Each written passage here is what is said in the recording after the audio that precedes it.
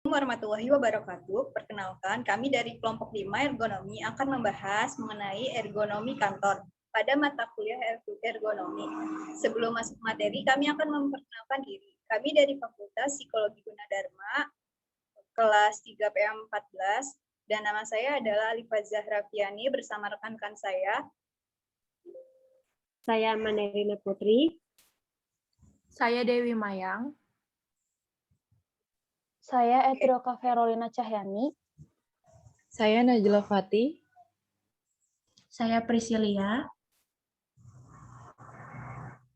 Oke, selanjutnya kami akan membahas mengenai materinya. Kesehatan dalam bekerja, cara-cara membuat kenyamanan dengan teknologi yang ada di kantor agar terhindar dari penyakit yang mengurangi produktivitas kerja. Kesehatan kerja tentunya sangat penting, di mana pergerakan selama beraktivitas kerja kadang sangat membuat jenuh dan stres. Maka dari itu, fungsi ergonomi sangat penting dalam lingkungan perkantoran agar tidak terjadi burnout atau kelelahan fisik dan psikis selama bekerja. Selanjutnya kita akan masuk materi yang pertama, yaitu duduk. Menurut penelitian, akan banyak penyakit jika kita tidak banyak bergerak. Lalu bagaimana caranya agar kita bisa duduk dengan posisi yang nyaman dan tetap produktif dalam bekerja? Caranya adalah gunakan kursi yang bervariasi, seperti kursi yang bisa disesuaikan dengan untuk meluruskan kaki. Lalu atur jarak dan ketinggian layar ke posisi duduk yang ideal. Dan yang terakhir adalah sering-sering melakukan istirahat dan melakukan peregangan atau stretching.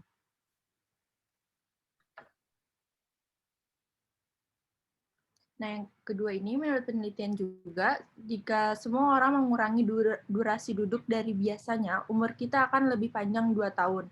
Lalu bagaimana tips duduk yang nyaman? Yang pertama adalah gunakan lumbar support. Lumbar support ini berfungsi untuk menyanggap punggung dari cedera atau sakit berkepanjangan, sehingga tulang punggung tidak banyak bergerak dan akan lebih cepat sembuh. Yang kedua, kaki dibuat senyaman mungkin saat duduk. Yang ketiga, menghadap lurus ke depan, tidak nunduk atau melihat ke atas, agar leher kita juga berposisinya dengan nyaman. Yang keempat, pundak jangan tegang. Pundak pun harus tetap rileks. Dan yang terakhir, gunakan kursi yang bisa disesuaikan agar duduk dengan nyaman. Setelah posisi kerja sambil duduk, kita juga ada posisi kerja sambil berdiri. Nah, di gambar ini bisa dilihat beberapa derajat kira-kira kalau duduk posisinya seperti apa, harus menghadap lurus ke layar, dengan monitor sebaiknya dimiringkan 10-20 derajat agar menyesuaikan dengan mata. Sambil berdiri juga ada posisi baiknya, harus tangan sejajar dengan keyboard, jangan terlalu ke atas, jangan terlalu ke bawah, agar tidak pegel dan menimbulkan kram pada otot. Lalu mata juga harus sesuai dengan searah dengan monitor, agar seperti yang dijelaskan oleh rekan saya tadi, agar tidak terlalu mendanga atau melihat ke bawah, karena nanti lehernya akan pegel atau mungkin kram. Lalu sambil duduk ada sitting elbow height, jadi sesuaikan posisi duduknya juga, harus jangan terlalu rendah dari monitor dan keyboard, dan juga jangan terlalu tinggi. Nah, di sini ada tips and trick. Kalau misalnya sambil berdiri, sebaiknya seperti apa? Yang pertama itu, kita jangan menopang dengan salah satu kaki saja. Dua-duanya harus sama, seimbang beratnya. Jadi, jangan terlalu menopang ke kanan atau ke kiri. Lalu berdirinya juga harus tegak. Ya, sama seperti yang pertama, agar tidak menimbulkan kram otot yang berlebihan di topangan kaki sebelah kanan atau sebelah kiri, atau pundaknya karena berdirinya tidak tegak jadi jadi bungkuk kayak gitu. Yang terakhir, menggunakan anti-fatigue mat. Anti-fatigue mat ini merupakan alas, biasanya digunakan orang-orang bekerja yang berdiri terlalu lama agar tidak menimbulkan ketidaknyamanan kalau terlalu lama berdiri. Jadi fungsi anti-fatigue mat ini untuk menyamankan ketika kita berdiri terlalu lama. Jadi nggak terlalu sakit atau bisa nggak terlalu menyebabkan kram kalau misalnya kita terlalu lama berdiri sambil bekerja.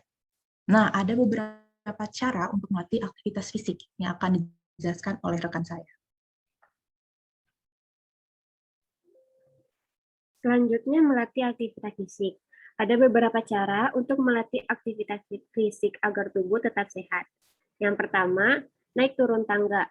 Naik turun tangga dapat menurunkan risiko stroke dan memelihara kesehatan otak. Yang kedua, sambil jalan atau berdiri. Dapat membantu meningkatkan fokus kita. Yang ketiga, plank challenge. Plank challenge yang dilakukan dengan rutin dapat melangsingkan tubuh dan juga dapat mengurangi rasa nyeri di punggung. Yang keempat, ada squat challenge, dapat melatih otot kita dan meningkatkan keseimbangan tubuh. Dan yang terakhir, yaitu tetapkan goal.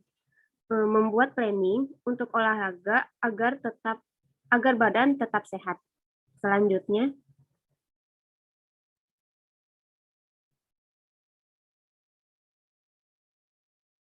Selanjutnya di sini kita masuk ke pergelangan tangan.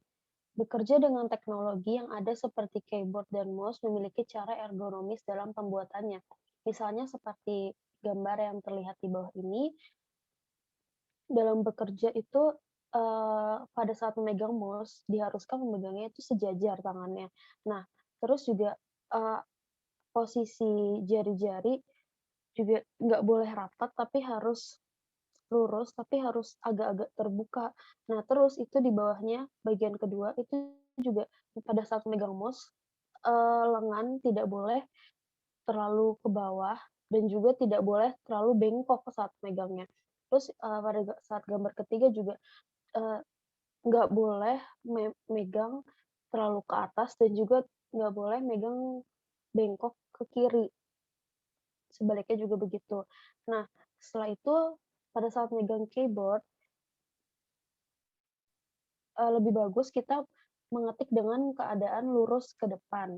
Nah, nggak boleh juga kita mengetik di keyboard dengan keadaan miring ke kanan atau ke kiri atau sebaliknya.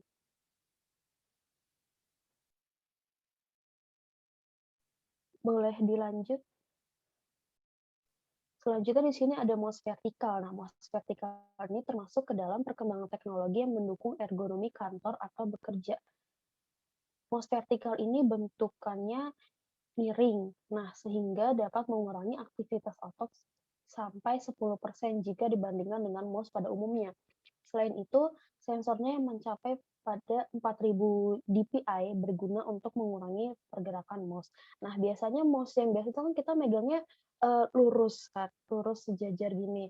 Tapi kalau misalnya mouse vertikal ini kita memegang sama seperti saat kita memegang benda. Nah, makanya itu mouse vertikal ini dapat mengurangi aktivitas otot hingga 10%.